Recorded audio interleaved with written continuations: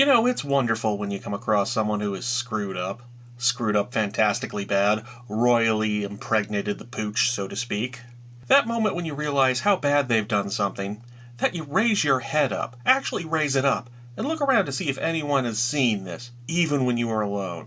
And that's where I'm at. I found a conservative think tank, the Foundation for Government Accountability, more or less inventing a narrative with faulty/fraudulent data. This made me happy because I don't like them.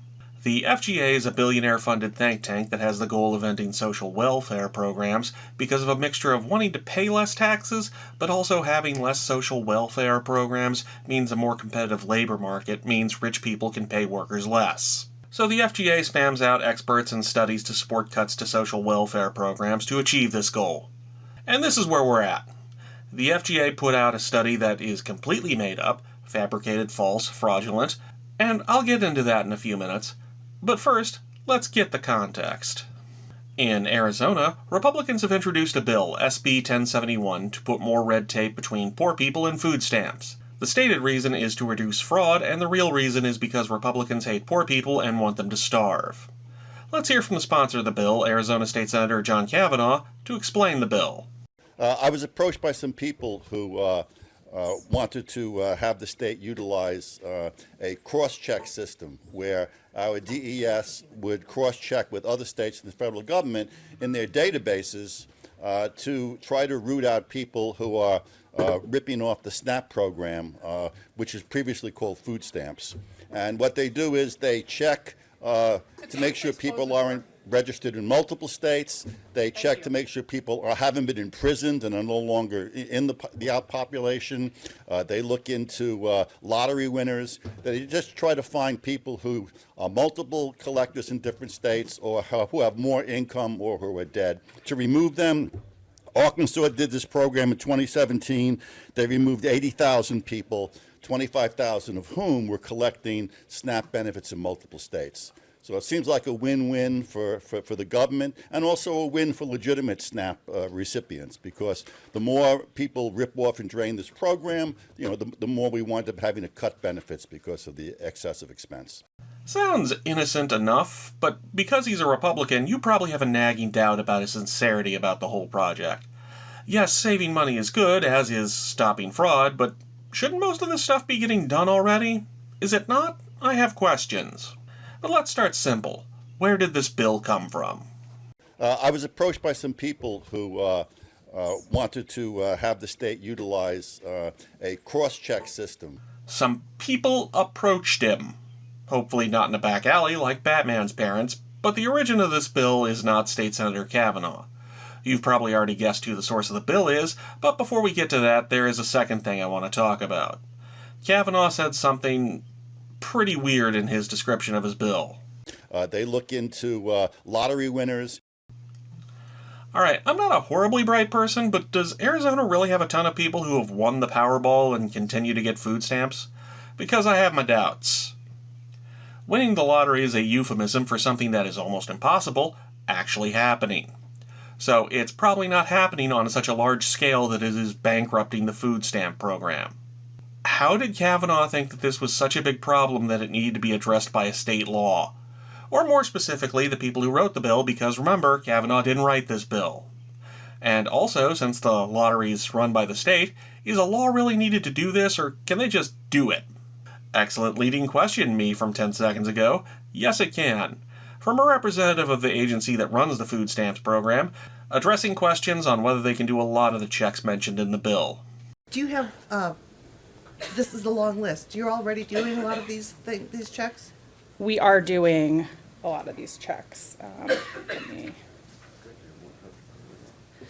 Currently, we check the state income and eligibility verification system, the systemic alien verification system for entitlements, the prison verification system, the deceased matching system, the National Directory of New Hires, and the National Accuracy Clearinghouse. And we do have an agreement with the state lottery as well. So apparently the checks being mandated by this bill are already in place, which really begs the question, why did Senator Kavanaugh write a law that would do something that is already being done? Or again, the people who actually wrote the bill. Do they not know anything about the agency or the process at hand? Top marks again, me from 10 seconds ago. That is indeed where this is going. You see, later at this hearing, a Republican legislator tried to throw Kavanaugh a bone by letting him say, yes, all this new red tape for food stamps might result in some innocent people getting thrown off food stamps, but there is a very good appeals process in place. Just one problem with that. That problem being that Kavanaugh doesn't know anything about the food stamps program. Senator Kavanaugh, what is the recourse of an applicant or somebody that's on the program is determined that they shouldn't be on the program for whatever reason? What is their recourse? I'm not familiar with the particular program, but usually you just simply contact the agency and say you've made a mistake and you present your evidence. But I think maybe the person from DES might be in a better position who just spoke could probably give you the formal. But I'm sure they don't just say tough. I'm not familiar with the particular program. And you should ask the people who administer the food stamp program. Well, you dumb fuck, why didn't you ask her before you wrote the bill? Except no, Kavanaugh didn't write the bill, so it's actually why didn't the idiots who wrote the bill talk to the people who actually administer the program? And I actually have the answer to that program. It brings us to the odd thing from Kavanaugh's testimony, why he sponsored it in the first place. I was approached by some people who wanted to have the state utilize a cross-check system. So who is the culprit behind the bill? The Foundation for Government Accountability. Yes, it's them. You may question how I know it was the FGA who wrote the bill. Well, it doesn't exactly take a detective to figure it out. Madam Chairman and members of the committee, my name is Roy Leonardson. I work with FGA Action. We work in 32 states around the country looking at welfare integrity programs. Good evening, Madam Chair, members of the committee. My name is Brian Sikma. I am a visiting fellow with the Foundation for Government Accountability Action, where I work on workforce and welfare reform issues. If the FGA wrote it, it's a safe bet they are sending their quote-unquote experts to go testify about it. And in this case, they sent two different experts, so I guess they must be real big fans of this bill. So they approached Kavanaugh to sponsor the bill, and he said yes, because if there's anything Kavanaugh likes more than hurting poor people, it's sponsoring bills. Even if he doesn't know what's in them. Not kidding, he's a big fan. Gosh, I wonder how Kavanaugh writes so many bills every year. And now we know how! Back on topic. Okay, so now we know where the bill came from. It still doesn't answer the question of why the lottery bid is in there. It's very, very, very weird, and I'd like to know how it happened. It doesn't make a ton of sense. I mean that literally. To make a small but important point, lotteries are run by state governments. State governments also run food stamp programs. They'll know if food stamp recipients win the lottery, so they'll be able to remove them from the program rolls automatically. So it makes sense that a lot of states would already be doing that, especially a mostly red state like Arizona. You heard the DES lady, they were already running a ton of checks. It would make sense they would be running this one as well, as she testified. And the Arizona food stamps program is not a gimme. There's a 50-page application. You have to renew the application at random points between 3 months and 2 years after every application. It's not something people get willy-nilly. There's a ton of oversight already. So this whole thing baffled me. I needed to comprehend how the FGA thought this was something that they needed to include in their legislation. So I did the normal thing and typed in quotation mark, Foundation for Government Accountability, quotation mark, space, lottery, space, food, space, stamps. Well, that was easy. And who is this fine young fellow? Why, that's Hayden Horseblower, Data and Analytics Director for FGA. Ooh, sounds official. Hayden Horseblower did a study that says 65,000 substantial lottery winners stayed on food stamps in 13 states, which, my goodness, that is quite the story. If true. And why wouldn't it be true? It was authored by the FGA's Data and Analytics Director, Hayden Horseblower. He's taken 7 classes in statistics and has an MBA. He can also conduct research on human subjects. Anyway, the report got some attention in conservative circles. Fox News featured an opinion piece from Hayden Horseblower on their website. Congressman Ben Cline tweeted about it. And nationwide, Sinclair Broadcasting featured in a video sent to all of its stations that was required airing. Here are a few clips from it. And new tonight, more than 41 million people receive SNAP benefits or food stamps, and that includes some lottery winners. The National Desk's Janae Bowens has this story. A lot of us have dreamed about what we would buy if we hit the jackpot. If you've got cash overflowing in your bank account, you shouldn't be on the program. The Foundation for Government Accountability is a conservative think tank behind new research that shows since 2019, 65,000 substantial lottery winners have received SNAP benefits in 13 states, and fewer than 400 substantial lottery winners stopped getting the benefits. The biggest winner they found was in South Dakota. That jackpot was $2 million. A number of states are not prioritizing program integrity in the food stamp programs. And I'm not an expert, but none of that shit sounds right. Just none of it. If you win $2 million, you aren't filling out a 50-page application for food stamps. You're out making a responsible purchase, like a jet ski or a pony. So we are at an impasse. The FGA and Hayden Horseblower are making the claim that there are a massive number of lottery winners still on food stamps, and I don't believe them because that's really stupid. How do we resolve this dispute? I know. Let's look at the actual study. An examination of the underlying data should shed some light on this subject. Except no, the FGA and Hayden Horseblower didn't actually publish the actual study or the data, which I'd like to say is a shock, but this isn't my first conservative bullshit rodeo. I'm very familiar with conservatives making bold claim and saying there's a study to back it up, but the study isn't published. So not a shock, but it gets us no closer to the answer of why the FGA is on a nationwide crusade to prevent lottery winners from drawing food stamps. And to use a phrase no one else has used before, thank goodness for Sinclair Broadcasting. Sinclair, when packaging this story, actually included a link to the raw data on a spreadsheet in the story. I've included a link to the spreadsheet below if you wish to partake. Let me know in the comments if the link is inactive. I've got a copy of the data saved somewhere, so I'll re-upload it if they take it down. And now we've arrived. Hayden Horseblower's spreadsheet that proves lottery winners are bankrupting state governments by still receiving food stamp benefits. Except it doesn't. It is very easy to look through this spreadsheet and figure out that's not what it says. But before I get into that, though, I need to introduce one more concept. Substantial winnings. Substantial winnings are when a person wins $4,250 or more. It legally makes them ineligible for food stamps. That may seem kinda low to you, and it kinda is. That's not life-changing money by any sense of the word. That kind of money could easily get eaten up by past due bills and still leave winners in need of food stamps. But that's the legal standard here, so understand the point of the study is to establish lots of people are getting substantial winnings, i.e. $4,250, and staying on food stamps. So let's look at the spreadsheet. The first thing that jumped out to me was the majority of his quote-unquote hits came from Illinois, which makes a lot of sense when you read the note next to Illinois. Provided number of SNAP recipients with lottery winnings, not just substantial winnings. To clarify, this includes all the $5 and $10 winners. So these would not be the kind of people Hayden Horseblower was looking for, the people over the $4,250 threshold, but would in fact include people who won $5 to $10 on a scratcher.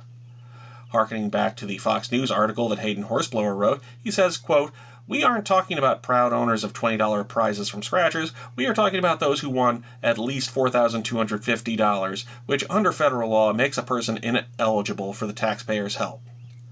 The spreadsheet tells a different tale. It says that all SNAP recipients who have won the lottery have been put into the same pool regardless of their winnings. This would be what we call a lie. Hayden Horseblower is lying about the data, claiming it shows one thing when anyone with eyes can see it says another. The Illinois winners make up 84% of the 64,000 claimed substantial lottery winners who still get food stamps in this study. That on its face should be disqualifying. The study should be ignored, the authors shunned. To quote, "the dumbest moron I know," one of us has to invent their own reality to support their distorted worldview, and it ain't me. You make shit up out of thin air and ignore real facts just so you can get a political win. But I am still very angry. So we're not just going to disqualify 84% of the data in this study, we're going to disqualify 99% of the data in this study. I take Hayden Horseblower's misrepresentation very seriously. Also, I'm offended he calls himself a data and analytics director. It feels like stolen valor for people who like spreadsheets.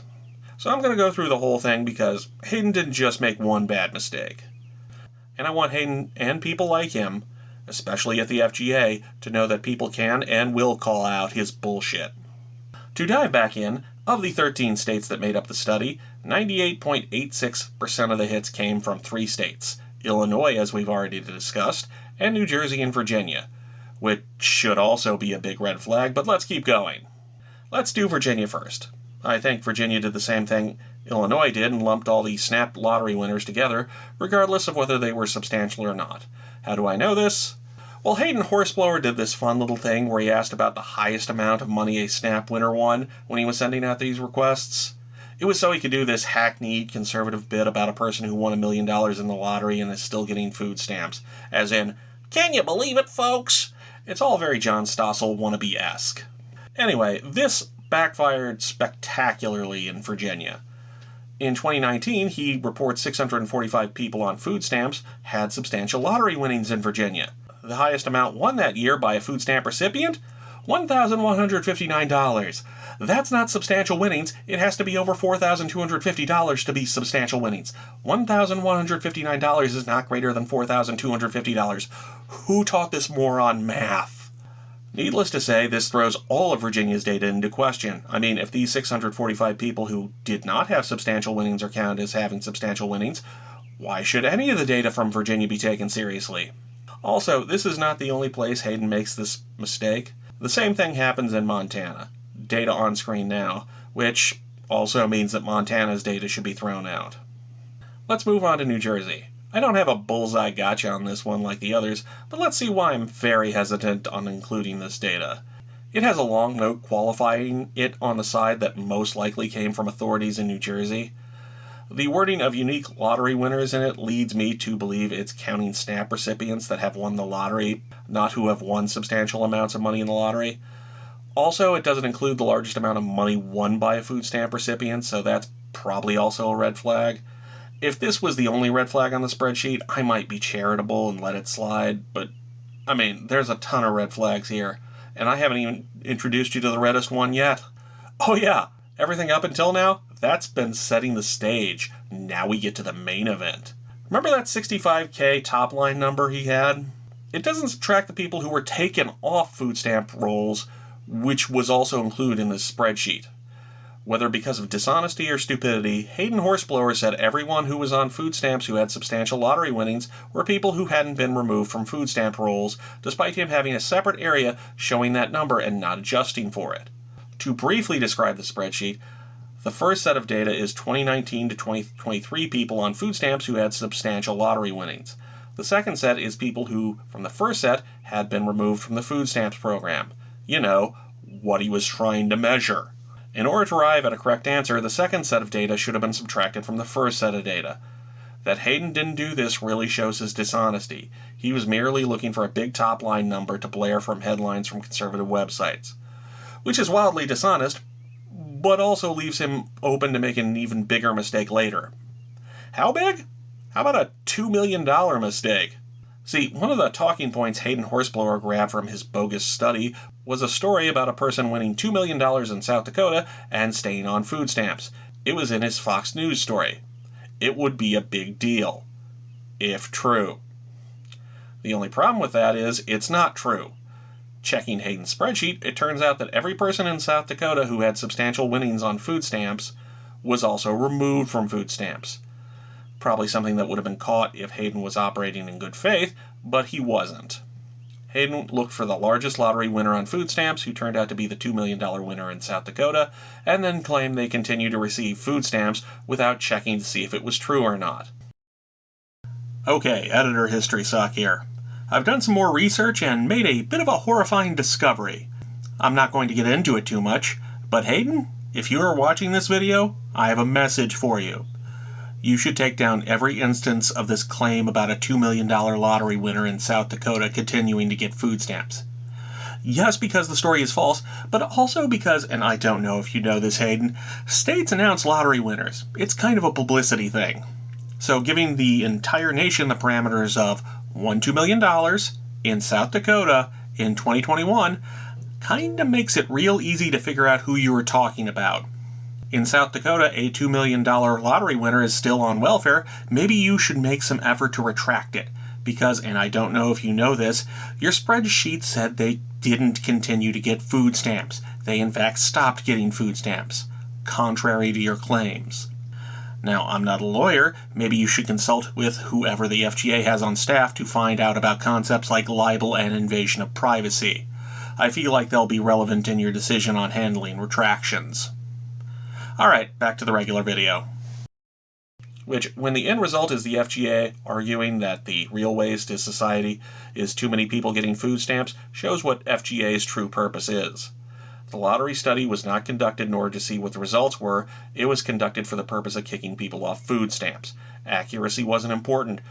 To really get at the motives of Hayden Dublois and the FGA, I stated the reason they did this was, quote, because Republicans hate poor people and want them to starve. Now, if you find that a little too hand-wavy, allow me to reassure you with a little more evidence about their motives. While defending his lottery study online, Hayden Dublois kept calling food stamp recipients moochers. A month before this study got released, he was published in the Wall Street Journal urging cuts in the food stamp program before he even had this data. The FGA is currently pushing further limits to food stamp programs right now. The Arizona bill from the beginning of this video has a litany of other red tape measures that were not needed or were already being conducted.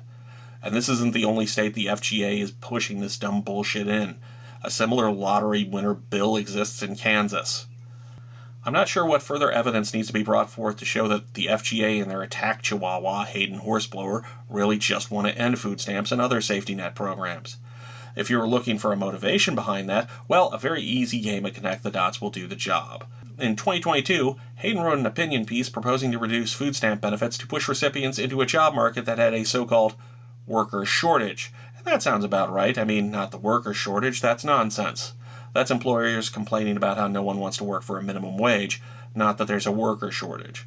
No, the rich billionaires who fund the FGA are pushing cuts to welfare programs that would, as a necessity, increase the number of people in the workforce.